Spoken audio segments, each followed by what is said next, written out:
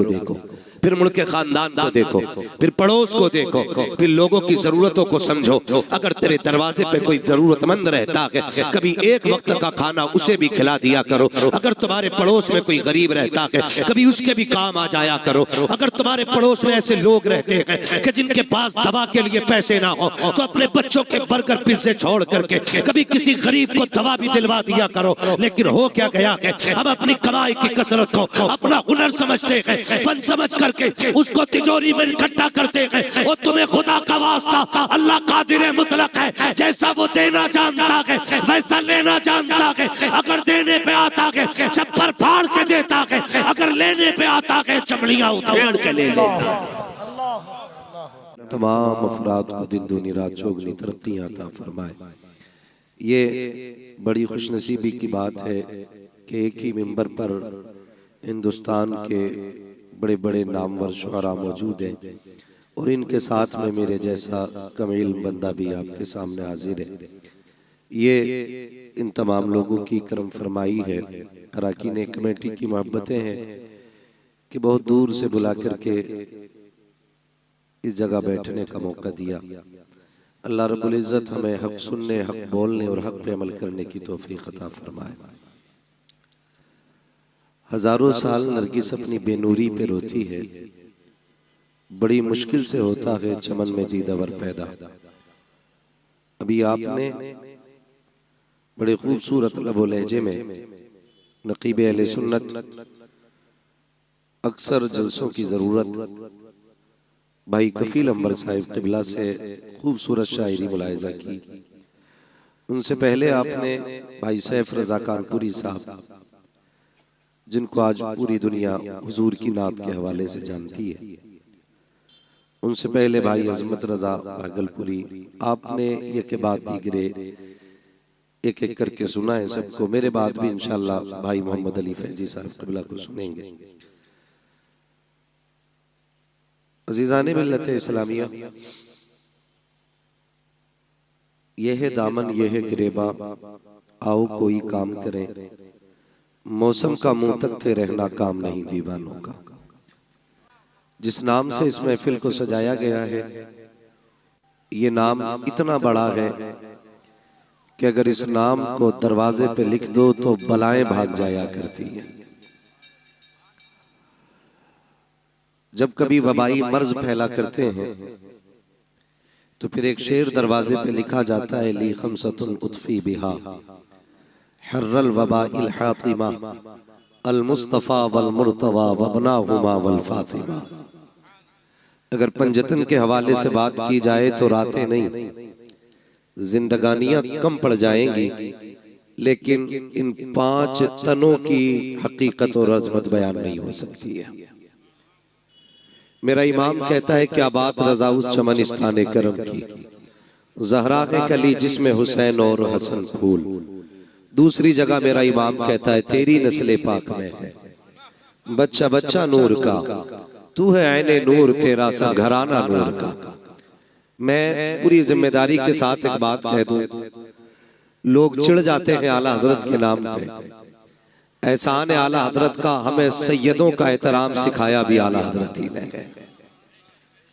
ये अलग बात है कि जब तक रोटियां मैसर नहीं हो रही थी तो लोग आला हजरत करते रहे। जब टुकड़े सीधे हो गए तो कहते हैं आला हजरत की जरूरत नहीं, तो फिर हम ये कहते हैं तेरा खाए तेरे गुलामों से उलझे है मुनकरा जब खाने गुर्राने वाले। तो आला हजरत इमाम इश्क मोहब्बत ने हमें पंजतन का एहतराम सिखाया। अगर आप पहले नाम की बात करें तो वो कहते हैं सरवर कहूं के मालिक व मौला कहूं तुझे, बागे खलील का गुले ज़ेबा कहूं तुझे, तेरे तो वस्फ़ बेतनाही से है बरी, हैरान हूं मेरे शाह में क्या क्या कहूं तुझे। और जब उन्हीं की अजमत अल्लामा हसन रज़ा बयान करते हैं तो बड़ी बात कह जाते हैं, कहते हैं फ़कत इतना सबब है इन्हें कादे बज़्म महशर का कि उनकी शान महबूबी दिखाई जाने वाली है। हम तो ये मानते हैं कि क़यामत भी उन्हीं के लिए कायम की जाएगी, इसलिए कि जो नहीं मानते थे क़यामत में उन्हें दिखाया जाएगा कि रब ने महबूब को कितनी अजमतें अता फरमाई हैं। इसलिए क़यामत सजाई जाएगी ताकि जो मुनकिर है उन्हें आज एहसास हो जाए मुस्तफा की शान क्या है, मानेंगे वहां। फिर मेरा इमाम कहता आज ले उनकी पना, आज ले उनकी पना, आज मदद मांग उनसे, कल न मानेंगे कयामत में अगर मान गया। मैं समझता हूं यहां पे सारे हुजूर के गुलाम बैठे, बुरा ना मानिए, मैं थोड़ा कड़वा हूं मिजाज का, मुझे हजम कर लिया, बर्दाश्त कर लिया। आजाद भाई और इनके कमेटी के लोगों ने, हर किसी को हजम भी नहीं होता, क्योंकि बात जो कड़वी लगती है मैं मुंह पे कह ही देता हूं। यहां एक बंदा बता दो जो हुजूर का गुलाम ना हो। सारे हुजूर के गुलाम है ना, बोले हैं, अगर बोल सकते तो बोले, ऐसा नहीं कलकत्ता में तो आपको बोलना बिल्कुल नाजायज है। सारे हुजूर के गुलाम है ना, सारे गुलाम है ना, बूढ़े जवान बच्चे सारे गुलाम है ना। तो फिर मैं हाथ जोड़ के कहता हूं किसी बच्चे को हकीर समझ के धक्का न देना, इसलिए कि बच्चे ने भी उसी नबी का कलमा पढ़ा है जिसका कलमा तूने और मैंने पढ़ा है। मैं नहीं जानता ये बच्चे किस नजरिए से आए और इनके दिल में क्या है, लेकिन एक बात कहूंगा यार, जवानों में मक्कारी हो सकती है, बच्चों में मक्कारी नहीं हुआ करती है। जवानों में दिखावा हो सकता है, बच्चों में दिखावा नहीं हो सकता है। याद रखिएगा, इबादत सिर्फ 5 वक्त नमाज नहीं है, इबादत सिर्फ 30-29 रोजे नहीं है, पूरी इबादत सिर्फ ज़कात में मुनहसिर नहीं है, पूरी इबादत हज फर्ज में मुनहसिर नहीं है। अगर इन सारी इबादतों को जोड़ा जाए तो सबका वक्त 1.5 महीने में मुकम्मल हो जाएगा, बहुत ज्यादा वक्त लग जाएगा। तो इसके अलावा जोड़ेंगे तो 2 महीने में ये सारी इबादतें मुकम्मल हो जाती है अगर वक्त जोड़ा जाए तो। बाकी के बचते हैं 10 महीने, उसमें भी तो कोई इबादत होगी, उसमें भी तो कोई नेकी होगी। तो समझे, फर्ज इबादतें 2 महीने में मुकम्मल हो जाती हैं। एक इबादत है जिसे अखलाक कहते हैं, वो जिंदगी के हर लम्हे आपके दामन के साथ जुड़ी रहती है। अगर आपके पास ये नहीं तो फिर कुछ भी नहीं। मेरी बात कान खोल के सुन लीजिएगा, अगर अखलाक तल्ख है, अगर लहजों में कड़वाहट है, अगर ख्याल में गुरूर और घमंड है, तो फिर अल्लाह इबादतें मुंह पे मार देगा।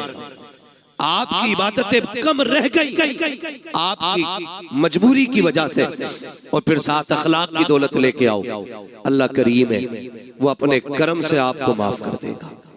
लेकिन याद रखें, अखलाक भी बड़ी अहम दौलत है, आज ही हमारे पास नहीं है। आज इसकी सबसे बड़ी कमी हमारे पास है। आप देखें तो सही, मैं आऊं, कुर्सी आलीशान ना हो तो मूड खराब हो जाता है, लोग उठ के खड़े ना हो तो ख्याल आता है ये उठे क्यों नहीं मेरे लिए, इन्होंने इस्तकबाल क्यों नहीं किया मेरा, इन्होंने हाथ क्यों नहीं चूमे मेरे। फरमाया गया हुजूर की महफिल हो ना तो फिर गद्दी तलाश न कर, जगह जूतियों में मिल जा तो बैठ जा। इसलिए कि इस ताज वाले भी पगड़ियां उतार के आया करते हैं। ये इन महफिलों की बरकतें होती हैं, लेकिन कड़वे इतने कि हम किसी को हजम करने तैयार नहीं, सख्त इतने कि किसी से नर्म लहजे से बात करने के लिए तैयार नहीं। ओ भाई, जिसे कोई मुंह ना लगाया करे उसे तुम मुंह लगा लिया करो। इसलिए फरमाया गया, जो किसी का टूटा दिल जोड़ देगा अल्लाह उसे बेहिसाब जन्नत अता फरमा देगा। यार से तो सब बात करते हैं ना, जिनके लहजे खूबसूरत होते हैं उन्हें तो सब सुनना चाहते हैं, जिनकी बातों में मिठास होती है उन्हें तो हर तरह बर्दाश्त किया जाता है। मजा तो तब है ना जब किसी ऐसे से बात की जाए जिससे कोई बात करने तैयार ना हो। और ये अखलाक की दौलत हमें हुजूर की चौखट से मिलती है, हुजूर की चौखट से मिलती है। कि जवान कान खोल के मेरी बात सुने, शायद मैं फ्री में जन्नत ना बांट सकूं, इसलिए कि मुझे पता है जन्नत इतनी सस्ती भी नहीं जितनी समझ रखी है। जन्नत सस्ती होती तो बिलाल कोड़े न खाते, जन्नत सस्ती होती तो करबला में 72 शहीद ना होते, जन्नत सस्ती होती तो हुजूर के चचा कलेजा निकलवाते। जन्नत मुश्किल है, तभी तो इतनी कुर्बानियां दीन के लिए दी गई है। कान खोल के मेरी बात सुन लेना मेरे भाई। बस ये सोच के ना सुनना आज तक मोबाइल में सुना, आज मुंह देख ले बंदा कैसा बोलता है। मैं कुछ भी नहीं, हकीकत ये है कि ये नाज ये अंदाज हमारे नहीं होते, झोली में अगर टुकड़े तुम्हारे नहीं होते, मिलती ना अगर भीख हुजूर आपके दर से, इस शान से मंगतों के गुजारे नहीं होते। सारे हुजूर के दर का सदका है, सारी हुजूर के दर की खैरात है। मैं कहने लगा हूं जरा समझे, आज कोई किसी से 2 मिनट बात करने इसलिए तैयार नहीं कि मुझे टाइम नहीं, मैं बड़ा बिजी बंदा हूं, मजबूरी हो सकती है, बीमार है आप, तकलीफ में, कोई बात नहीं, आप फ्री बैठे, लेकिन आपके पास टाइम नहीं। ये कहते थे इसे कौन मुंह लगाए, ये तो पगला है, इससे कोई 2 मिनट बात नहीं करता। चल तुझे मदीने लेके चलूं, और मदीना शरीफ वो जमीन है जिसके बारे में मेरा इमाम कहता, हरम की जमीन और कदम रख के चलना। अरे सर का मौका है हो जाने वाले, हाँ संभल कर पांव रखना हाजियो, शहरे मदीना है, कहीं ऐसा ना हो सारा सफर बेकार हो जाए। भाई वो जमीन और अरब की जमीन, ये उलमा जानते हैं, इतनी सख्त गर्मी होती है, अरब के लोग वहां की तपती हुई दोपहरी में दीवारों से चिपक चिपक के चलते हैं ताकि सूरज से जितना बचा जा सके उतना बच जाए। इतनी सख्त गर्मी, आज एसी का दौर है, आज पंखे का दौर है, लेकिन मैं हुजूर के दौर की बात कर रहा हूं, जाहिरी दौर की, मैं उस दौर की बात कर रहा हूं जिस दौर में खड़ा होना तो बड़ी बात है, सूरज के सामने टिकना मुश्किल था। उस दौर में अचानक एक खातून आ गई, हुजूर को इशारा किया, हुजूर सहाबा की मजलिस से उठे और जाके बात करने लग गए। थोड़ी देर नहीं, बहुत देर हो गई। सहाबा कहते हम देखते रहे, कब ये जाए, कब ये बात खत्म हो, कब जाए, कब बात खत्म हो। जानते, कहते हुजूर पैर बदले बगैर उससे बात करते रहे थे, पैर बदले बगैर। आज मुझे बताइए किसकी गारंटी है जन्नती की? है कोई जो ये कहते मुझे मौत ईमान पे आएगी? है कोई जो ये कहते कब्र के सवालात से यूं निकल जाऊंगा? किसी के पास गारंटी है कि पुलसराज से यूं उड़ जाएंगे हम? पता है कि मीजान पे अमल रखे जाएंगे तो नेकी भारी होगी कि गुनाह? कुछ नहीं पता ना, तो फिर अकड़ किस बात की है, फिर घमंड किस बात का है? आज अपनों को वक्त देने का टाइम नहीं हमारे पास, 3 मिनट अपनों की बात नहीं सुन सकते। माफ कीजिएगा, ऐसे बड़े होने से कोई बड़ा होना नहीं कि आपको अपनों से मिलने के लिए नीचे उतरना पड़े। आप हमेशा इतने छोटे रहिए कि जब कभी अपनों से मिलना पड़ा करे तो कदम नीचे न लाना पड़ा करे। ये याद रखिएगा, वरना ये तकलीफें आज मुआशरे को खाती जा रही है। इन चीजों ने आज मुआशरे को तबाह कर रखा है। मुझे बताया जाए, अल्लाह ने 5 भाई बनाए तो 5 बराबर तो नहीं होते ना। कोई 50,000 कमाता है, कोई 1 लाख कमाता है, कोई किस्मत से 5 लाख कमा रहा है, कोई मुकद्दर से 10 कमा रहा है, कोई 50 लाख कमा रहा है। लेकिन एक ऐसा है जो सिर्फ ठेला लगाता है। भाई वो भी नहीं कही, वो भी ठेला लगा रहा है। मुझे बताओ, एक बाप के 5 बेटे, एक 50 लाख कमा रहा है, एक ठेला लगा रहा है, बताओ कसूर किसका है? कोई कह सकता है कि ये जो ठेला लगा रहा है इसने कोई गुनाह किया था जिसकी वजह से इसको ठेला दिया गया? या जो एक साइन से 50 लाख कमा रहा है, इसने कोई ऐसी नेकी की थी कि इसके एक साइन से 50 लाख पैदा होते चले जा रहे हैं? ऐसा तो नहीं होगा ना। जब सारे ही अल्लाह के बंदे हैं तो फिर ये फर्क किस लिए? तो फरमाया गया, याद रखना, खुदा किसी से लेके आजमाता है और खुदा किसी को दे के आजमाता है। किसी से लेके आजमाया जाता है, किसी को बोले, किसी को दे के आजमाया जाता है। तेरी मेरी खुराक कितनी? 1 रोटी, 2 रोटी, 3 रोटी, 5 रोटी, 10, बस। अगर बंदा कमा रहा है 50 रोटियों का, तो फिर सोचना तो बनता है ना कि मेरी खुराक तो 10 रोटी थी, अल्लाह ने 50 का पैसा क्यों दिया? अगर ये ख्याल आए, फिर मुड़ के रिश्तेदारों को देखो, फिर मुल्क के खानदान को देखो, फिर पड़ोस को देखो, फिर लोगों की जरूरतों को समझो।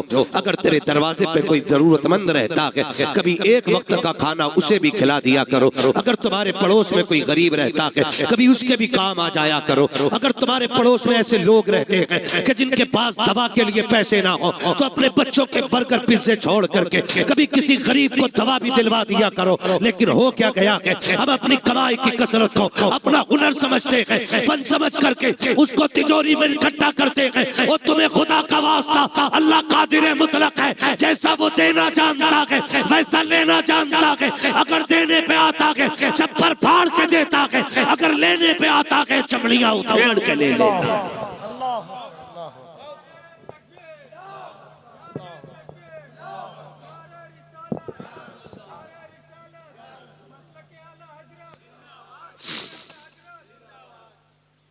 ये सबसे ज्यादा जरूरी है कि हम अपने पड़ोसी के दर्द को समझें,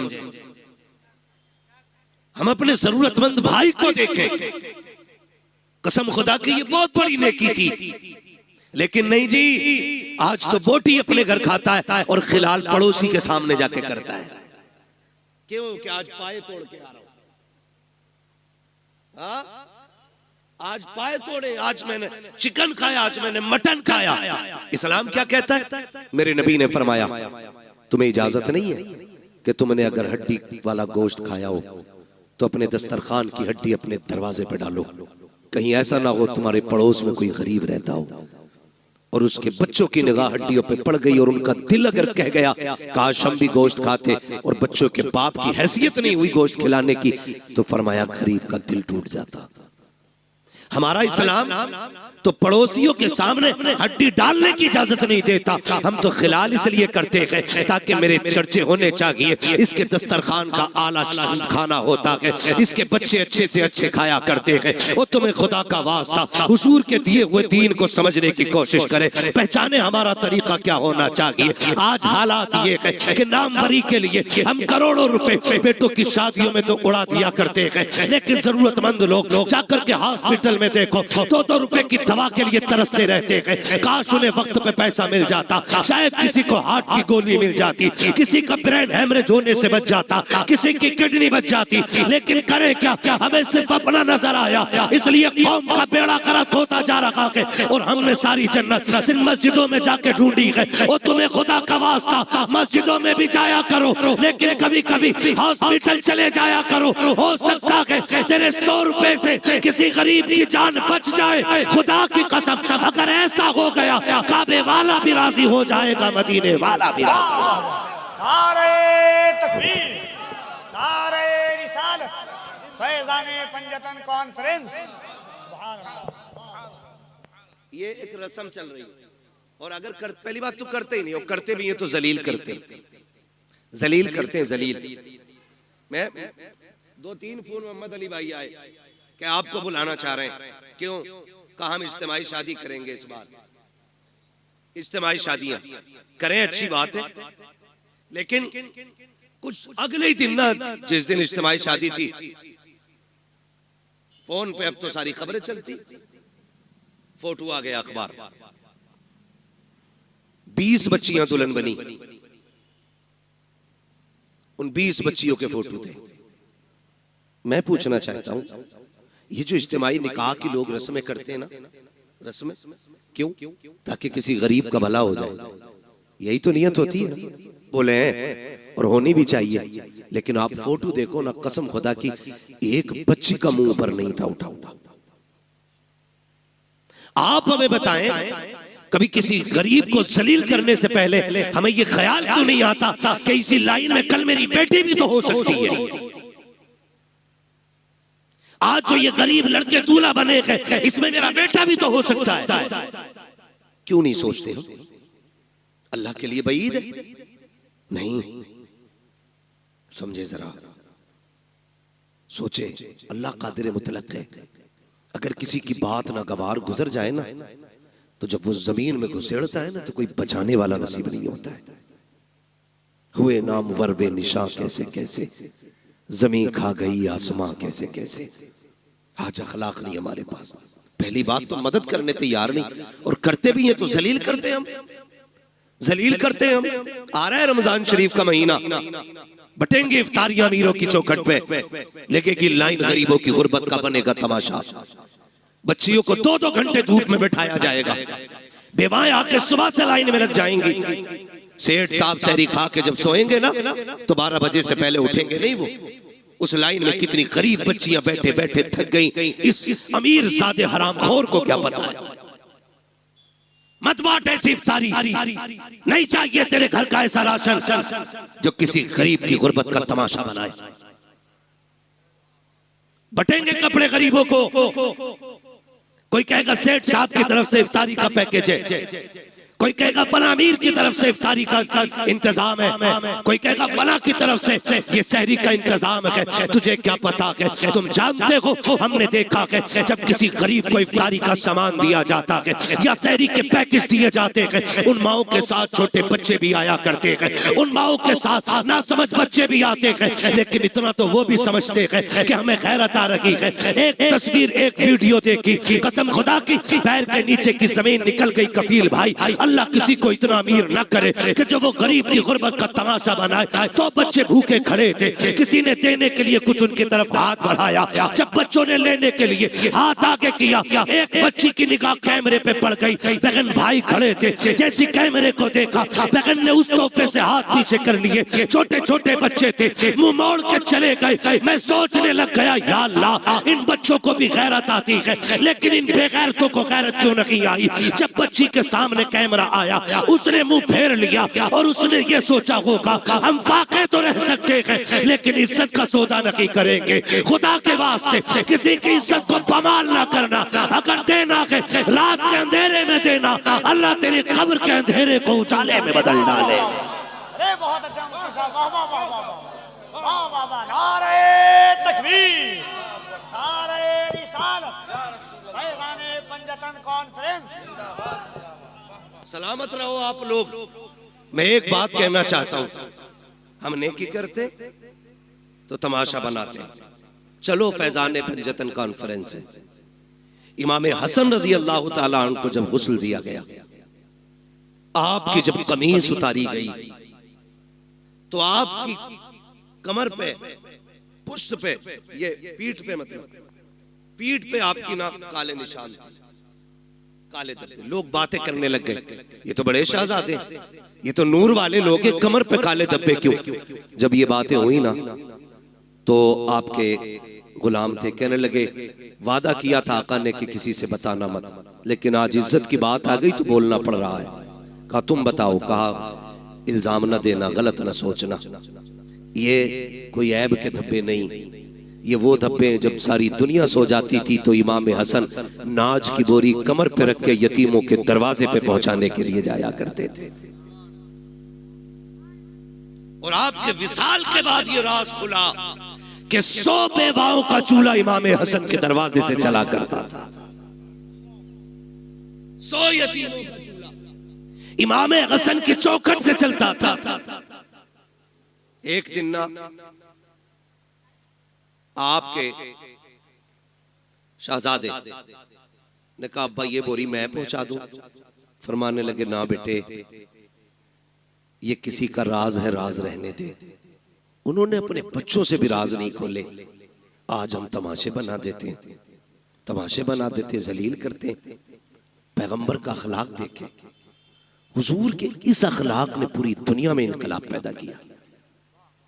आज भी कसम खा के कहता हूं, मैं खुल के कहता हूं, हमारी नमाजें देख के कोई मुसलमान नहीं होगा, हमारे हज देख के मुसलमान नहीं होंगे लोग, हमारी ज़कात देख के मुसलमान नहीं होंगे। अगर अखलाक हुजूर वाले हो जाएं तो आज भी लोग कलमा पढ़ना शुरू कर देंगे। आज भी अखलाक की जरूरत है, अच्छे अखलाक की, जो हमारे बीच नहीं है। ये मत समझना मैं नमाज को हल्का कर रहा हूं, मैं नमाज ये कहना चाह रहा हूं नमाज पढ़ो ना पढ़ो, नहीं, नमाज दीन का सतून है। ये कर्ज है, ये तो पढ़नी पढ़नी है, ये तो हर हाल में अदा करनी है, ये तो पढ़ के ही मरना है। मगर साथ जो करना है ना वो ये भी रखना है। अखलाक बड़ी चीज है।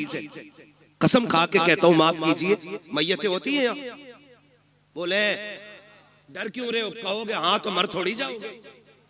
लोग मरते हैं कि नहीं? देखे जनाजे? आपने देखा होगा जब बंदा मर जाता है घर के आगे कुर्सियां पड़ती, बीच में कुर्सी यतीमों के चचा की होती है। चचा होता है तो ताऊ की होती है, बीच में कुर्सी डाल के बैठता है। लोग आते ताजियत के लिए। माफ कीजिएगा बहुत कड़वा बोल रहा हूं, शायद आपके मिजाज के मुताबिक ना बोल रहा हूं, लेकिन मेरा उसूल है, मैं आईना हूं, दिखाऊंगा दाग चेहरे के, जिसे खराब लगे सामने से हट जाए, मसला ही कोई नहीं। आज हमारी कंडीशन ये है, जब कोई यतीम हो जाता है तो सगा चचा यतीमों का कुर्सी डाल के बैठता है। इधर यतीम बेटी बैठी होती है, इधर यतीम बेटा बैठा होता है, और यूं गले में हाथ डाल के आज बैठा है, तसल्ली दे रहा है उसको, तसल्ली दे रहा है। लोग आके कहते हैं, लोग कहते हैं ये बच्चे मरने वाले के, तो बच्चे आने वालों का मुंह देखते हैं, फिर रोने लग जाते हैं। फिर चचा हाथ रख के कहता ना, बाप चला गया है, चचा मौजूद है। बहुत अच्छे लगे ये वादे, बहुत अच्छे थे ये लहजे। जब कभी यतीम का माथा चूमा जा रहा था, जब कभी यतीम को सीने से लगाया जा रहा था, लेकिन किसे पता था कि ये सिर्फ दिखावा है, ये सिर्फ नामो नमूद है, आज तीजा है इसलिए चचा की करबट में यतीम बैठा है, आज 40वां है इसलिए चचा की गोद में यतीम बैठा है, ताकि रिश्तेदारों को पता चल जाए ये जो भाई है ना, ये अपनों से बड़ा प्यार करता है। लेकिन 40वें के गुजरने की देर होती है, जब वही यतीम बच्चे अपने घर की भूख की शिकायत लेकर के, अपने चूल्हे की ठंडे होने की शिकायत लेके सगे चचा के दरवाजे पर आते हैं, और सगे चचा से कहते हैं, चचा आज 3 दिन हो गए घर में कुछ पका नहीं है, माँ दाल रोटी बनाती रखी है, आज चचा दाल भी खत्म हो गई है। पहली बार चचा दे देता है, दूसरी बार दे देता है, लेकिन जब तीसरी बार यतीम आके कहता है, चचा आज 3 दिन से कुछ नहीं खाया है, फिर यही चचा कहता है कि मैं तुम्हारे लिए तो नहीं कमा रहा हूँ, कहां से लेकर के आऊं। और कई बार तो इतने जालिम होते हैं भाई, जो सगे भतीजों से कहते हैं तुम्हारा बाप मर गया, तुम्हें हमारे ऊपर छोड़ के चला गया है, खुदा के वास्ते कभी यतीमों को ताने ना देना, अगर देने को तो कभी गले से ना लगाना, इसलिए कि हम जानते हैं यतीम गैरत वाले होते हैं। ये जो तुम्हारे दरवाजे पे आते हैं इसलिए नहीं आए कि इन्हें बेगैरती लेकर के आई है, ये तो इसलिए चले आए, तूने उस दिन सर पे हाथ रख के कहा था भतीजे कभी जरूरत पड़ जाए तो दरवाजे पे आना, कभी कमी महसूस हो बाप की तो मुझे आवाज दे लेना। आज धक्के ना दे, या तो कल सीने से ना लगाता, या आज धक्के ना दे। तुझे क्या पता यतीमी का दर्द क्या होता है, तू क्या जाने बाप की जुदाई का दाग क्या होता है। उनसे पूछो जिन्होंने बाप को कब्रिस्तान पहुंचा दिया है। खुदा की कसम, जब ईद आती है जमाना हंसता है, यतीम रोया करते हैं। जब बकरीद आती है जमाना मुस्कुराता है, यतीम रोया करते हैं। खुदा की कसम, सेहरा बंधना बड़ी बात है, अगर बाप ना हो जमाना मुस्कुराता है, यतीम रोया करते हैं। तुम्हें क्या पता यतीमी दाग क्या है, यतीमी कहते किसे है। आ तुझे कहानी बताऊं, मुस्तफा जाने रहमत का दौर है, ऐलान नबूवत का इब्तदाई हिस्सा है। आक़ा करीम ने ऐलान नबूवत किया है, अल्लाहु अकबर, इस्लाम हक़ानियत की बुनियाद पर फैल रहा है। उसी दौर में मक्के की धरती पर हाल ये था कि जहां जमीन भी पत्थर की थी, लोगों के दिल भी पत्थर के थे, कोई किसी के दर्द को समझने तैयार ना था, हालात बड़े नागुफ्ता भी ही थी। उसी दौर के अंदर एक बच्चा खुदा की कसम अपनी माँ के पास जाके कहता है, अम्मी अब मैं समझदार हो गया हूँ, तू बेवा है मैं यतीम हूँ, देख तेरे बदन पे जो लिबास है ना ये इतना फट गया है अम्मी कि मुझे देखते हुए हया आती है, इस पे पैबंद लगा ले। माँ ने कहा था बेटे जब से तेरा बाप गया है मुश्किल से खाना मिलता है, दोपहर खा लिया तो शाम नहीं, शाम खा लिया तो दोपहर नहीं, बेटे पैबंद का कपड़ा कहाँ से लाऊं। जब बच्चे ने इतना सुना कहता अम्मी इजाजत दे तो मैं चचा के दरवाजे पे न चला जाऊं। उसने कहा बेटे ये मक्का है, यहाँ किसी को किसी के दर्द से मतलब नहीं है, ना जा, वहां से रोने के सिवा कुछ नहीं मिलेगा, दर्द मिलेगा और कुछ नहीं मिलेगा। बच्चा ने कहा माँ हो तो सकता है कि कभी मुझे देख के उसके सीने में भाई की मोहब्बत जाग जाए, ये भी तो हो सकता है मेरे चेहरे को देखे तो मेरे बाप की याद आ जाए। अम्मी इजाजत दे। माँ ने ना चाहते हुए भी बच्चे के इसरार पे बच्चे के सर पे हाथ रखा, बेटे अगर तू कोशिश करना चाहता है तो जा जाके कर ले। जब बच्चा चचा के दरवाजे पे आया, दरवाजे पे दस्तक दी, अंदर से चचा निकला, देखा भतीजा खड़ा है, कहा कैसे आए हो? उसने हाथ जोड़ के कहा देख आज तक फाके में कट गई, हमने कभी रोटी नहीं मांगी, हमने पूरी जिंदगी काट दी, आज तक तुझसे सवाल नहीं किया। चचा एक मोहताजी ले आई है, मजबूरी में आना पड़ा है। कहा कौन सी मजबूरी? कहा मेरी माँ ने जो कपड़े पहन रखे हैं वो इतने फट चुके हैं कि बदन जगह जगह से दिख रहा है, इसलिए आया हूँ एक चादर दे दे ताकि माँ का बदन छुप जाए। जैसी इतनी बात बच्चे ने कही है, चचा ने धक्का दिया, कहा तेरा बाप मेरे ऊपर बोझ बना के गया था, नहीं है तुम्हारे लिए एक बूटी कौड़ी भी।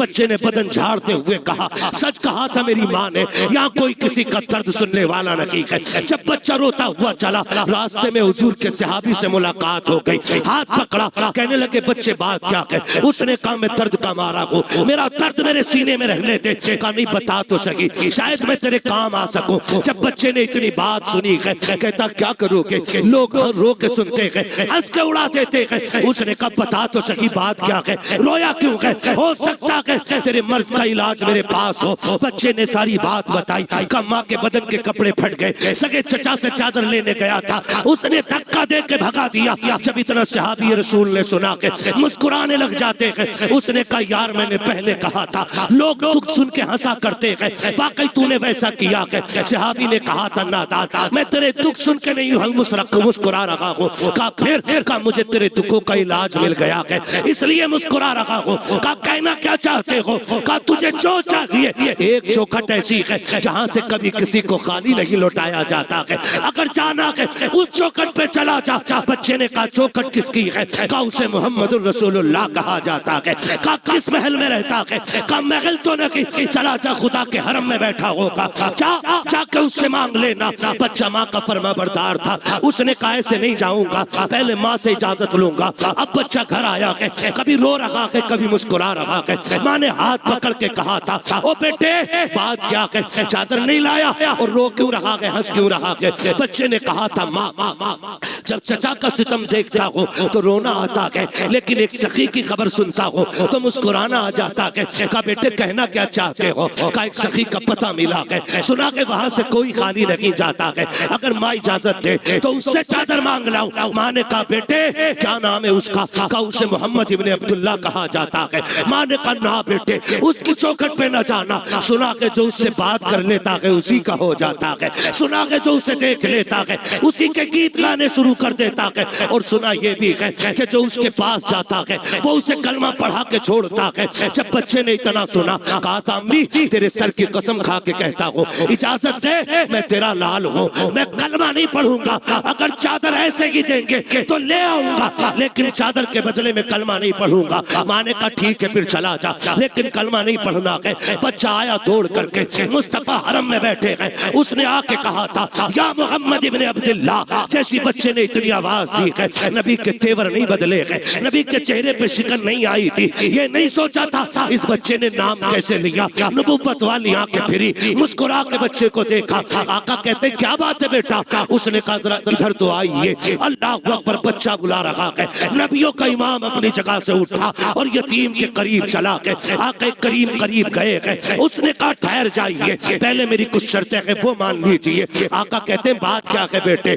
कहा कि मुझे मजबूरी लेके आई है, मेरी माँ के बदन के कपड़े फट गए हैं, एक चादर की जरूरत ले आई है। उसने कहा था सुना कि जब तुम किसी की मदद करते हो तो पहले कलमा पढ़ाते हो, सुनो मैं माँ की कसम खा के आया हूँ, मुझे तुम्हारा कलमा नहीं पढ़ना है। इतना बच्चे ने कहा, मेरा नबी मुस्कुराया, कहते बेटे वो तेरी मर्जी है, तुझे जो चाहे फैसला करना, जरूरत तो बता दे। उसने कहा मुझे एक चादर चाहिए ताकि मेरी माँ का बदन छुप जाए। इतना सुना आके करीम ने मुजम्मिल वाली चादर कंधे से उतारी, यतीम की गोद में रख दी, फरमाया बेटे कुछ और चाहिए? कहा बस मेरा काम हो गया है। जैसे बच्चे ने चादर को लिया है, सीने से लगाया है, जैसी चादर सीने से लगी है, इश्क मुस्तफा का सीने में उतरना शुरू हो जाता है। अब बच्चा कभी घर को सोचता है, कभी उनके चेहरे को देखता है, कभी घर की तरफ सोचता है, कभी चेहरे को सोचता है। अल्लाह अकबर, बच्चे ने चेहरा फेंका, फेरा घर की तरफ दौड़ लगा दी। जैसी दरवाजे पे गया, माँ इंतजार में खड़ी थी। उसने कहा बेटे ले आया चादर?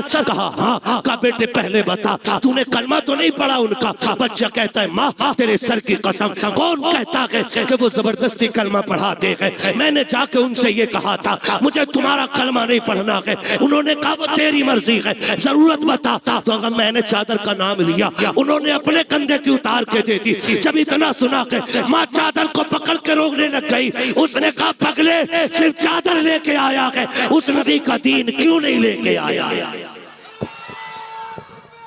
वाह वाह वाह वाह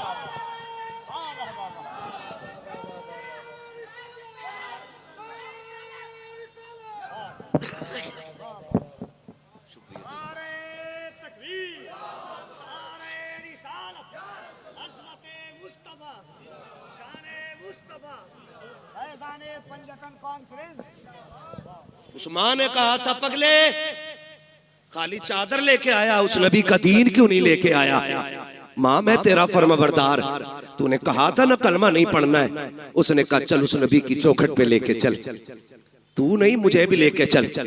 और जब माँ बेटी की उंगली पकड़ के हरम की चौखट पे आई, फिर बच्चे ने आवाज दी। हुजूर ने मुड़ के फिर देखा, आका करीम ने पूछा और क्या चाहिए? बरेली से आवाज आती, आता है फकीरों पे उन्हें प्यार कुछ ऐसा, खुद भीख दे और खुद कहे मंगते का भला हो। मंगता तो है, मंगता कोई शागों में दिखा दो जिसको मेरे सरकार से टुकड़ा ना मिला।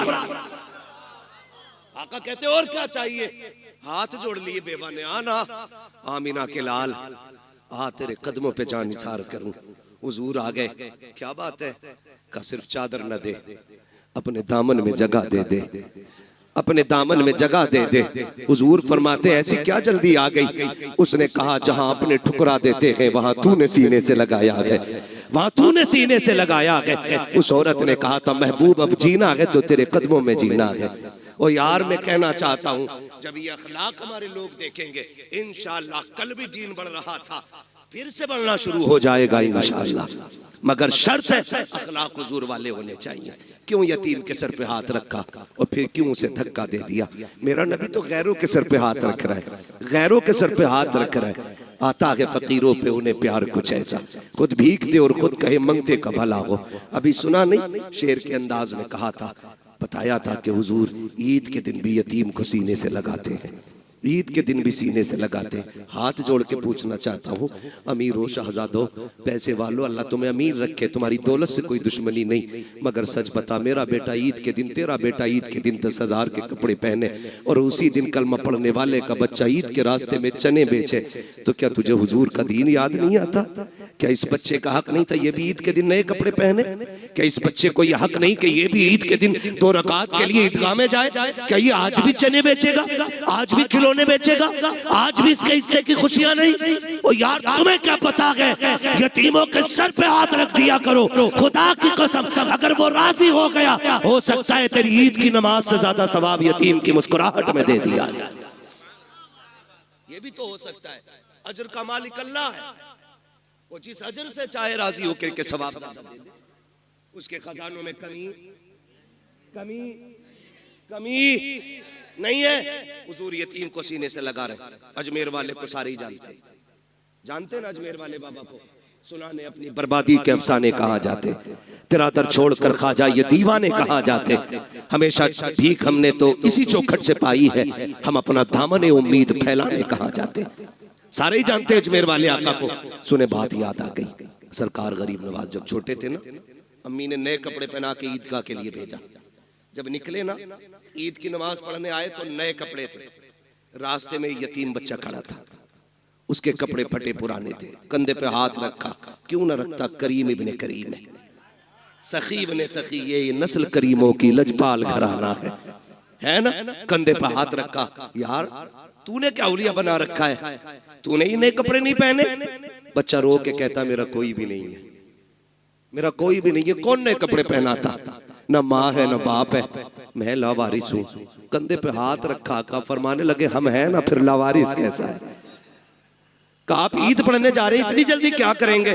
फरमाने लगे ठीक है एक काम कर, 2 तेरे कपड़े पुराने हैं, 2 मेरे कपड़े नए हैं, ऐसा कर अपनी कमीज मुझे दे दे, मेरी कमीज तू ले ले, एक तेरा नया हो जाएगा, एक मेरा नया हो जाएगा, एक तेरा पुराना हो जाएगा, एक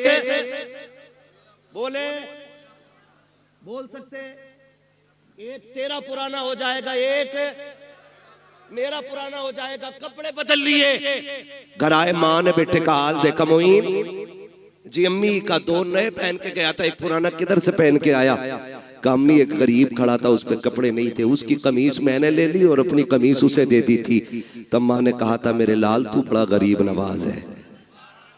आज तक दुनिया गरीब नवाज कह रही है, आज तक दुनिया गरीब नवाज कह रही है। हाथ जोड़ के कहना चाहता हूं खुदारा, अपनों के दर्द बांटो। आज दर्द बिखरे पड़े हैं, जलसों की कमी नहीं है, महफिलों की कमी नहीं है, खतीबों की शोरा की कमी नहीं है, मेरे जैसे कितने निकम्मे फिर रहे हैं। आज कमी है तो अहले दिल की कमी है, आज कमी है तो दर्द समझने वालों की कमी है।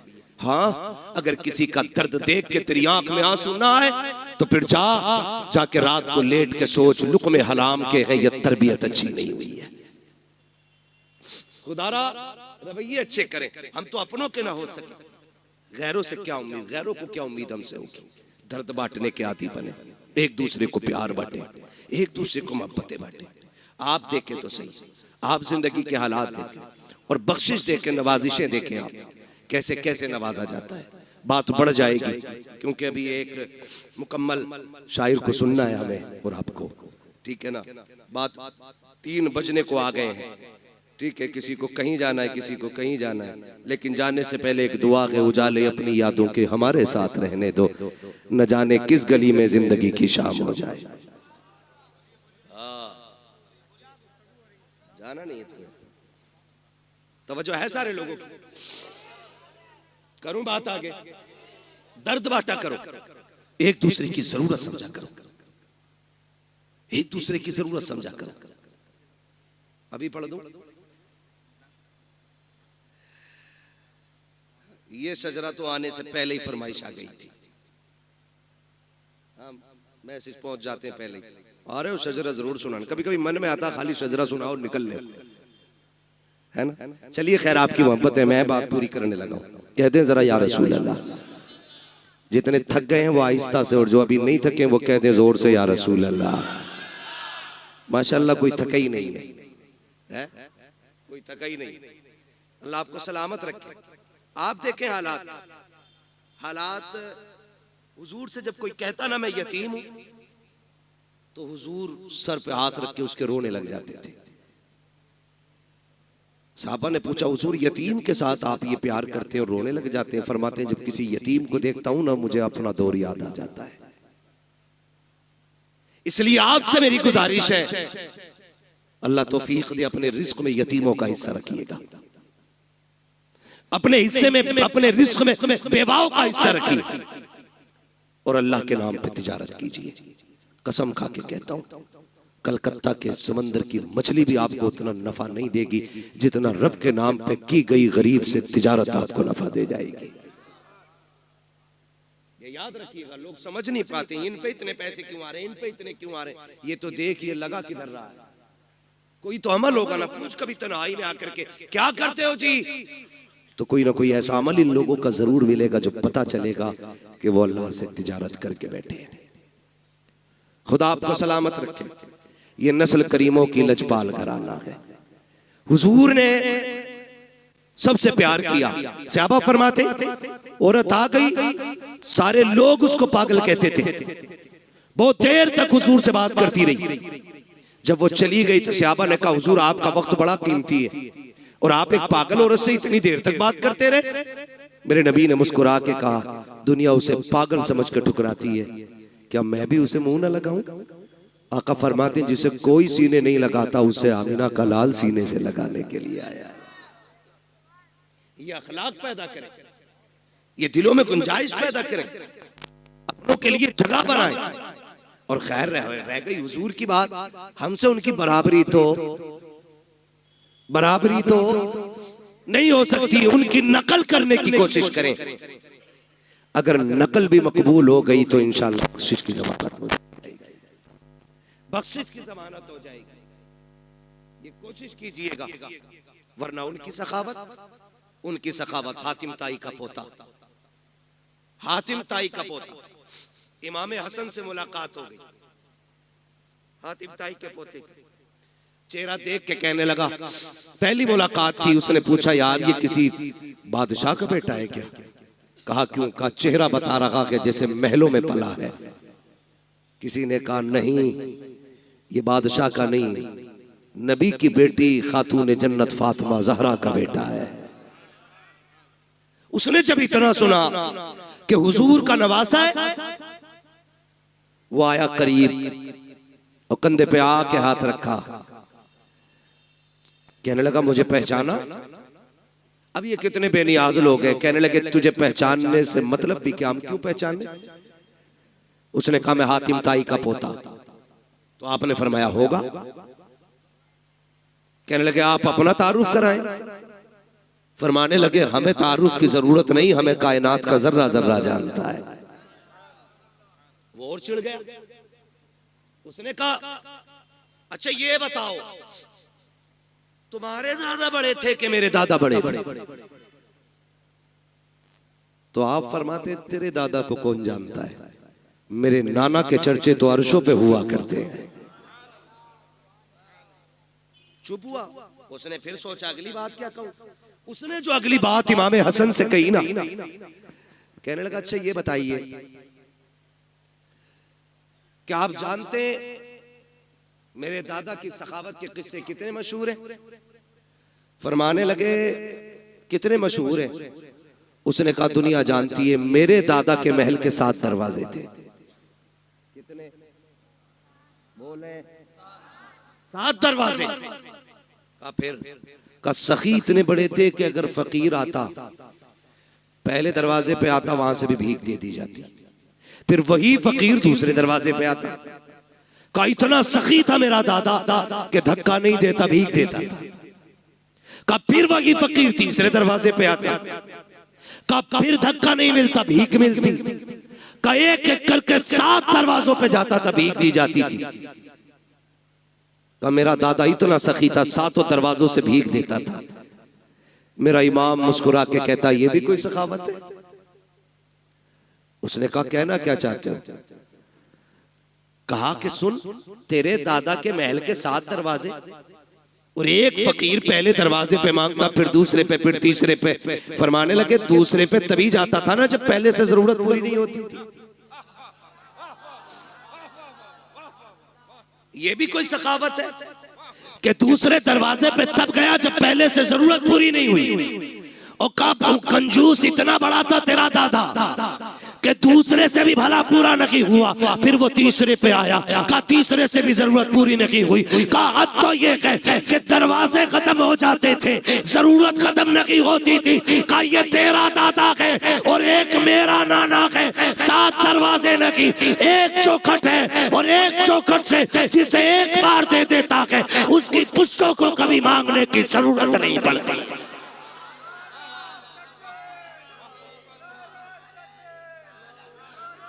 नारे तकबीर, नारे रिसालत, फैज़ाने पंजतन कॉन्फ्रेंस। सुभान अल्लाह, क्या बात है मुफ्ती साहब। कौन देता है देने को मुंह चाहिए, देने वाला है सच्चा, देने वाला है सच्चा हमारा नबी।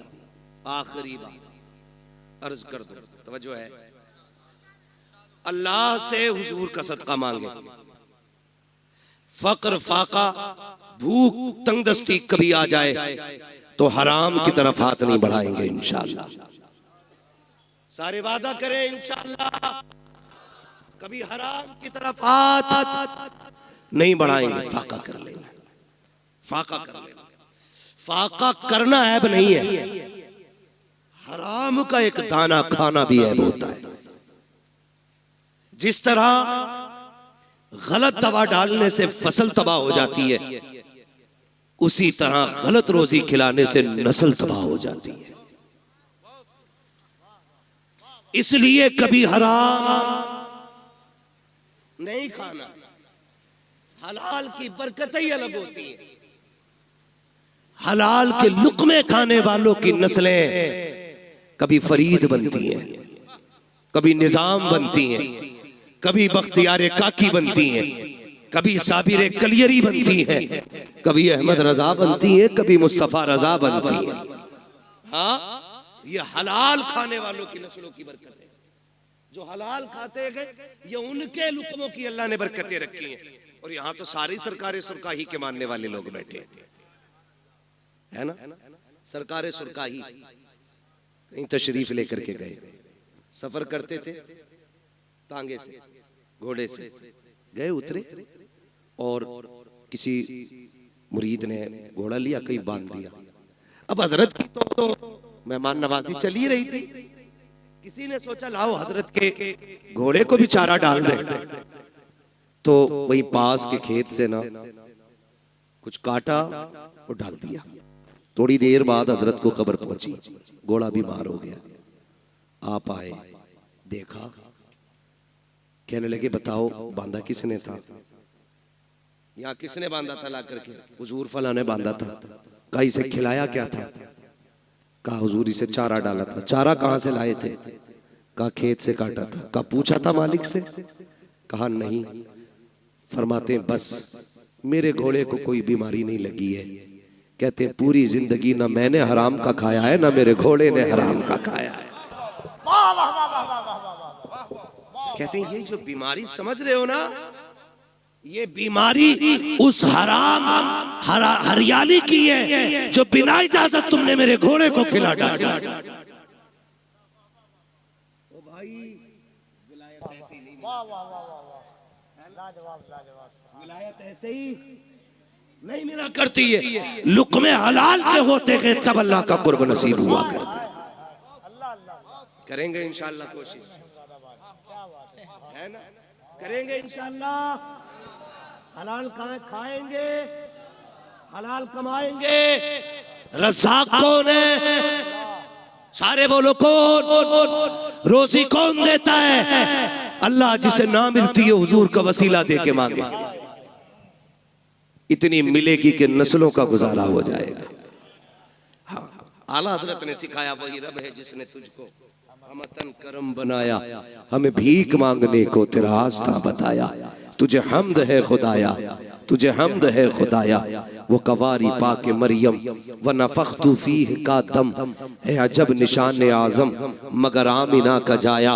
वही सबसे अफजल आया, वही सबसे अफजल आया। तुझे हमद है खुदाया, तुझे हमद है खुदाया। यही बोले सिदरा वाले ये चमने जहाँ के थाले सभी मैंने छान डाले तेरे पाए का न पाया। तुझे यक ने यक बनाया, तुझे यक ने यक बनाया। तुझे हमद है खुदाया, तुझे हमद है खुदाया। मांगेंगे अल्लाह से हलाल रोजी की तौफीक इंशाअल्लाह। हाँ बस फरमाइश रह गई है मेरे भाई की, हुजूर का शजरा पढ़ना है, ठीक है ना? मैंने 3 बजे ज्यादा मेरी भी तबीयत ठीक नहीं है ना, 1 घंटा मैंने जो फर्ज है ना खतीब का वो मैंने अदा कर दिया, ठीक है? उसके बाद ऊपर को तो फिर उसकी तरफ से इनाम होता है, 15 बोल दे, 20 मिनट एक्स्ट्रा बोल दे, ठीक है ना? खुदा आपको सलामत रखे। ये हमारे बड़े जिम्मेदार लोग हैं, ये वो लोग हैं कि जो बिना किसी लालच में हुजूर की महफिल में आए बैठे हैं। और इन्हीं के साथ साथ आप भी वो लोग हैं जो सिर्फ इसलिए आए बैठे हैं। हर एक दिल की तमन्ना होगी सुना के आप हर आशिक के घर तशरीफ लाते हैं, मेरे घर में भी हो जाए चरागा। हाँ आपने पंजतन के नाम से महफिल सजाइए। इस मोहब्बत का तज़किरा मैं क्या करूँ, बस इतना समझे मेरे हुजूर ने फरमाया था लोगों अली से प्यार करना, मेरे अली की आल से प्यार करना। हुजूर क्यों फरमाया? मेरे अली की मोहब्बत तुम्हें कब्र में भी काम आएगी, हश्र में भी काम आएगी, फुलसिरात में भी काम आएगी और मीज़ान में भी काम आएगी। ये मेरे हुजूर ने खुद फरमाया। तो ये पंजतन मैंने नाम लिए और ये कितना बड़ा नाम है, जिस नाम को लो तो सिर्फ सर नहीं दिल भी झुक जाया करते हैं। सैयदा तय्यबा ताहिरा आबिदा जाहिदा नकिया तकिया राकिया साजिदा जाहिदा सैयदा खातून जन्नत सैयदा फातिमा ज़हरा रज़ी अल्लाह तआला अन्हा। ये भी एक बहुत बड़ा नाम इस पंजतन में शामिल है। अलग अलग अगर बात करूं तो अब फिर 1 घंटा और चाहिए। अभी मैंने सिर्फ हुजूर पे बात की है, हुजूर के भी करम पे बात नहीं की है, सिर्फ हुजूर की अखलाक की एक झलक की मैंने आपके सामने बात की है। हाँ मेरा महबूब सर से लेके पैर तक अखलाक का मरकज बन के आया है, मरकज बन के आया है। एक एक बात पे महीने नहीं सालों गुजर जाएंगे, आखिर में यही कहना पड़ेगा जिंदगी खत्म हुई और कलम सूख गए, तेरे औसाफ का एक बाप भी पूरा ना हुआ। हाँ, मेरे जैसे 1400 साल से कितने आए और आकर के चले गए और आके जाते रहेंगे, लेकिन हुजूर के जिक्र का हक कमा हक हुआ अदा नहीं हो सकता है। मेरी पूरी तकरीर ये थी कि हमें हुजूर के अखलाक का एक पल ये लेना है कि हमें इंशाअल्लाह गरीब यतीमों की दिखावे के लिए नहीं, रब की रजा के लिए मदद करेंगे इंशाअल्लाह। हाँ, वरना बड़े बेगैरत होते, एक खजूर 3 लोग, एक केला 5 लोग। फोटो मैंने देखा बरेली शरीफ में, खानका के अंदर का मसला था। तो सुभानी मियाँ के यहाँ बैठे हुए थे, मुझे बात याद आ गई। कोई बात थी तो अखबार वाले आए हुए थे। जैसे ही फोटो खींचने की बारी आई ना, तो लोगों ने ये नहीं देखा कि सज्जादा नशीन बैठे हुए, फोटो के चक्कर में उनके ऊपर चढ़ गए। उन्होंने गुस्से में कहा, सालिमो इतना लालच फोटो खिंचवाने का है? फिर कहने लगे ये कौम इतनी जालिम हो गई है, फोटो के चक्कर में अगर आला हजरत पे भी चलना पड़े तो ये चढ़ के फोटो खिंचवा ले। ये शोहरतों की भूख है जो किसी गरीब की गुर्बत का तमाशा बना देती है। मुट्ठी बंद करके दे, तेरा क्या जाता है? और जो तू दे रहा है माँ के पेट से लेके तो पैदा नहीं हुआ, ये दिया किसने? बोले सारे किसने दिया? अल्लाह ने दिया। कभी यतीम देखा करो तो ये सोच के सर पे हाथ फेर दिया करो, शुक्र है अल्लाह ने मेरे बच्चों के सर पे उसके बाप का साया रखा है। ये भी तो हो सकता था उसका बाप जिंदा होता और तेरे बच्चे यतीम होके गलियों में टहल रहे होते। करम है, उसने साया बना रखा है। दुआएं मांगा करो, अल्लाह बच्चों के सर पे बाप का साया रखना, वरना मुश्किल हो जाती है जिंदगी। ये दुनिया इतनी जालिम है, सच कहता हूँ यार। ये उस वक्त तक यतीम को रोटी नहीं देती जब तक उससे जूते साफ नहीं करा लेती। ये बेवा के बदन पे उस वक्त तक कपड़ा नहीं डालती जब तक उसके कपड़े नहीं उतरवा लेती। कितने बाजार पर जिस्म इसलिए बिक गए कि घर में रोटी नहीं थी, और हम ज़कात के लिए बिरादरी ढूंढते रह गए, पेशावर लोग तलाश करते रह गए। जरूरी नहीं है जो हाथ नहीं फैला रहा है वो जरूरतमंद नहीं। कभी पड़ोस के खामोशी से भी समझ ले, रमजान में अगर पड़ोस में चूल्हे का धुआं ना उठे तो एक बार पूछ लेना, क्या बात है आज इफ्तारी में चूल्हा नहीं जला, आज कुकर की सीटी की आवाज ना आई। अगर वो चुप हो जाए तो समझ लेना आज चूल्हा खाली रह गया है। फिर अपने घर का सारा खाना उठा, रब ने तुझे इस्तिताअत दी है तो उस भूखे के बच्चों को जाके खिला। कसम खुदा की हम खाएंगे गंदगी बन के निकल जाएगा, यतीम गरीब खाएंगे हल्का लुकमा हलक से उतरेगा, दुआ बन के अल्लाह के अर्श से जाके टकरा जाएगा। ये कोशिश करनी है इंशाअल्लाह। ये आज मेरी पूरी तकरीर का इतना निचोड़ है, जितना मैंने कह दिया आपसे करेंगे इंशाअल्लाह। और रोजी भी खाएंगे तो हलाल खाएंगे इंशाअल्लाह। उम्मीद है यहाँ जितने बैठे हैं हलाल वाले बैठे होंगे, इसलिए कि हुजूर की महफिल में हराम खाने वाले नहीं आया। यही उम्मीद की जाए ना। अब ठीक है, जिन्हें शजरा सुनना जरा बोल दे सुभान अल्लाह। इतनी जोर से कहने पे तो मैं नमाज जनाजा नहीं पढ़ाऊंगा। आप तो शजरे की बात कर रहे हो ऑपरेटर साहब, ईमानदारी से अब इसकी आवाज बढ़ा दो, है ना, वरना हमारी आवाज इतनी घट जाएगी कि मौलवी कम हो जाएगा। बोले जरा। इधर वाले लोग ये ना समझे आप बाहर बैठे, आप भी हुजूर की महफिल में बैठे, आप भी हुजूर की महफिल में बैठे, आप भी बोले जरा सुभान अल्लाह। पता लगना चाहिए ना सारे हुजूर के गुलाम बैठे, है ना। तो आजाद भाई तो पता नहीं किधर होंगे, लेकिन मसला कोई नहीं, मुझे पता है उसको छुट्टी ना मिली जिसने सबक याद किया। वो कहा था मकतब इश्क का अंदाज निराला देखा, उसको छुट्टी ना मिली जिसने सबक याद किया। ठीक है ना, उल्टा ही हो जाता। अक्सर जो है ना दावत करने वाला बांटने वाला भूखा रह जाता है, कभी साके कभी फाके, कभी अकेला ही बैठा रह जाता है और कभी सारी बांटने में खत्म हो जाती है। तो जिम्मेदारी बड़ी चीज होती है, बड़ी चीज होती है। अल्लाह इन्हें सलामत रखे। इस जलसे की उम्र कोई इशा से लेकर फजर तक नहीं है, जब से तारीख मुकर्रर होती है तभी से जलसे का आगाज हो जाया करता है। दुआ करें अल्लाह इन लोगों को सलामत रखे। इन्हीं लोगों के जरिए मुझे आप तक ये बात कहने का मौका मिल गया है, वरना न बुलाया होता ना मुझे आपसे ये बात करने का मौका मिलता। ये भी तो हो सकता है इस महफिल में कोई इतना अच्छा बैठा हो जिस पे नजर पड़ जाए तो अल्लाह मुझे बख्श दे। क्या पता कौन इस बड़ी महफिल में एक जन्नती बैठा हो। कोई तो आया होगा ना, जहां 40 होते वहां एक वली होता है, तो यहाँ तो 40 नहीं कई 40 बैठे। अगर मैं कहूं कैयक 40 में बैठे तब भी कोई गलत नहीं है, क्योंकि हम तो सुन्नी लोग हैं। हमारा उम्र 40वां है तो फिर महफिल में 40वां क्यों नहीं होगा, है ना? नहीं, मत बुलाओ बेचारों को, काम में लगा रहने दो, बस मुझे शजरा पढ़ना। अब जरा बोल दे सुभान अल्लाह। भाई मोहम्मद अली फैजी साहब पढ़ेंगे, ये याद रखिएगा। तो इतनी भी बचा के ना रखो कि सारी फैजी साहब को आवाज दे दो, कुछ हमारे कहने पे भी निकाल लो, जरा आप बोल दे सुभान अल्लाह।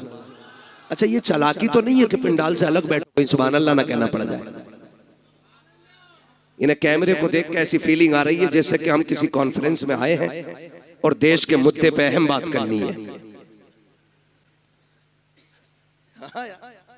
मैंने पहले ही कहा था इन्हें साइड में रखा करो, कसम से ये इतनी बड़ी दीवार बन जाती है कि महफिल की सारी रौनक ही खत्म हो जाती है। ये साइड में रहनी चाहिए, आइंदा कभी सामने ना होना, वरना फिर बीच में उठवाया जाएगा तो फिर अच्छे नहीं लगोगे। उनकी तरह तुम्हें भी बोरिया लेके टहलना पड़े। ठीक है, बोल सकते हो तो बोले सुभान अल्लाह और जोर से। बहुत कंजूस है कलकत्ता के लोग, आप तो ये कह रहे बहुत अच्छा सुनते हैं, अच्छा इसीलिए नहीं बोल रहे, बोले जरा सुभान अल्लाह। अच्छा, सुनने का मतलब ये कि सुने पे अमल किया जाए। मैं बोलने कह रहा हूं तो ये चुप रह रहे हैं, इसका मतलब सुन ही नहीं रहे। दिल से सुन रहे, कानों से सुनिए, बोले जरा सुभान अल्लाह। आदम के बेटे शीश, मेरा हाथ का इशारा हो तो समझ जाना मौलवी सांस लेना चाह रहा है। उस सांस के चक्कर में तुम्हें सुभान अल्लाह की सीधी बात है जी, तुम सुभान अल्लाह कहोगे मुझे सांस लेने का मौका मिल जाएगा, उसी की आड़ में हम सांस ले लेंगे, अल्लाह राजी होगा, आपको नेकी मिलेंगी, और जब आपको मिलेंगी वो इतना करीम है फिर अपना भी नाक काम हो ही जाएगा। साथ ना छोड़िए, मैं नमाज जनाजा नहीं पढ़ा रहा हूँ कि तकबीर पूरी करके रुकूंगा, मैं शजरा पढ़ रहा हूँ, जहां आप छोड़ देंगे वहां से मैं छोड़ दूंगा। ये बिल्ले वाले बता रहे हैं कि शायद यही कमेटी वाले ना आज पंजतन महफिल वाले लोग हैं, क़यामत में पंजतन से प्यार करने वाले कह के उठाए जाएंगे, है ना? बोले जरा सुभान अल्लाह। आदम के बेटे शीश, पीछे वालों घर से खा के भी आए हो या खाली लंगर के सहारे आए हो? भूख लग रही है तो मशवरा मानना, घर से खा के भी आया करो ताकि सुभान अल्लाह कहने की ताकत बनी रहा करे, है ना? अब जो खा के आए सिर्फ वही बोले सुभान अल्लाह। आदम के बेटे शीश, शीश के बेटे यानस, यानस के बेटे कैनान, कैनान के बेटे मेलाइल, मेलाइल के बेटे ब्यारत, ब्यारत के बेटे इदरीस, इदरीस के बेटे मुतवशिक, मुतवशिक के बेटे लबकनेक नाम, लबकनेक नाम के बेटे नूह, नूह के बेटे साम, साम के बेटे जुला, जुलात के बेटे शालिक, शालिक के बेटे आबिर, आबिर के बेटे दाता, दाता के बेटे रावा, रावा के बेटे सारू, सारू के बेटे नाखुर, नाखुर के बेटे तारिक, तारिक के बेटे इब्राहिम खलीलुल्लाह, इब्राहिम खलीलुल्लाह के बेटे इस्माइल सबीहुल्लाह, इस्माइल सबीहुल्लाह के बेटे केदार, केदार के बेटे अवाम, अवाम के बेटे हमल, हमल के बेटे साबित, साबित के बेटे सलमान, सलमान के बेटे रईसा, रईसा के बेटे इलियासा, इलियासा के बेटे औद, औद के बेटे हव्वा, हव्वा के बेटे अदनान, अदनान के बेटे मोहित, मोहित के बेटे नदार, नदार के बेटे मुदिर, मुदिर के बेटे इलियास, इलियास के बेटे मुदरिका, मुदरिका के बेटे खदीमा, खदीमा के बेटे किनाना, किनाना के बेटे नदर, नदर के बेटे मालिक, मालिक के बेटे फार, फार के बेटे गालिब, गालिब के बेटे लुई, लुई के बेटे काब, काब के बेटे मुर्रा, मुर्रा के बेटे किलाब, किलाब के बेटे कुसई, कुसई के बेटे अब्दे मनाफ, अब्दे मनाफ के बेटे हाशिम गए, हाशिम के बेटे अब्दुल मुत्तलिब गए, अब्दुल मुत्तलिब के बेटे अब्दुल्लाह गए, अब्दुल्लाह के बेटे मोहम्मदुर रसूलुल्लाह। सुभान नारे तकबीर, नारे रिसालत, अज़मते मुस्तफा, खानदाने मुस्तफा, नस्ले मुस्तफा, नारे हैदरी, फैज़ाने पंजतन कॉन्फ्रेंस। बस जो हुए गलत उनको माफ फरमाए रब्बे कायनात। जिंदगी ने दिया साथ, फिर होगी मुलाकात, चमन रहा फूल खिलेंगे, जिंदगी रही फिर मिलेंगे, मुसाफिर हैं हम भी, मुसाफिर हो तुम भी, किसी मोड़ पर फिर मुलाकात होगी। फकीरान आए सदा कर चले, सदा खुश रहो ये दुआ कर चले। सारे लोग कलमा शरीफ पढ़ लीजिए, ला इलाहा इल्लल्लाह मुहम्मद रब्बी मिन कुल्ली ज़ंबिन व अतूबु इलैहि व मा अलैना इल्लल बलाग। अस्सलामु अलैकुम व रहमतुल्लाहि व बरकातुहू।